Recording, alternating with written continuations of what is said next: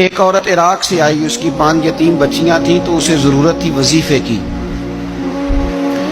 اس نے آ کے پوچھا حضرت عمر بن عبدالعزیز کا گھر کہاں؟ تو لوگوں نے فرمایا وہ سامنے جو ٹاٹ اور بوریے کا پردہ لٹک رہا ہے وہ عمر بن عبدالعزیز کا گھر ہے۔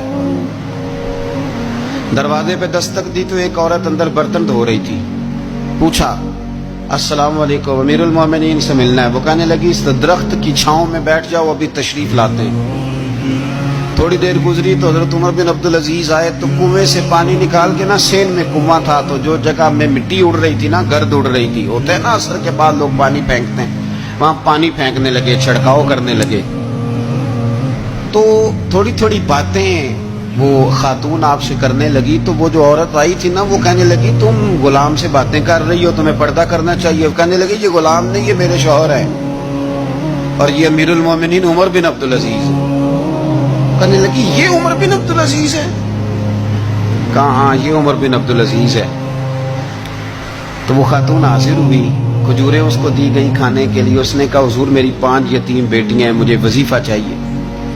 جناب عمر بن عبدالعزیز نے ایک بیٹی کا نام پوچھا، ولدیت پوچھی، وظیفہ لکھا۔ عورت کہنے لگی اللہ تیرا شکر ہے میری بچی کا وظیفہ لگ گیا۔ دوسری کا نام پوچھا، ولدیت پوچھی، عمر پوچھی، وظیفہ لگایا۔ اللہ تیرا شکر ہے میری یتیم بچی کا وظیفہ۔ 4 بچیوں کے وظیفے عمر لکھتے رہے، خاتون اللہ کی حمد کرتی رہی۔ 5ویں کا لکھنے لگے تو کہنے لگی میں نے زمانہ بڑا دیکھا ہے پر عمر بن عبدالعزیز تیری طرح کا بندہ نہیں دیکھا۔ آپ فرمانے لگے اب میں 5ویں کا وظیفہ نہیں لکھتا، 4 کا وظیفہ جا کے گورنر سے منظور کرا لے اور 4 کو کہنا تھوڑا تھوڑا 5ویں کو بھی دے دے۔ حضور کیوں نہیں لکھتے؟ فرمایا جب تک تو حمد کے لائق رب کی حمد کر رہی تھی میں وظیفے لکھ رہا تھا، اب تو نے میری تعریفیں شروع کر دی۔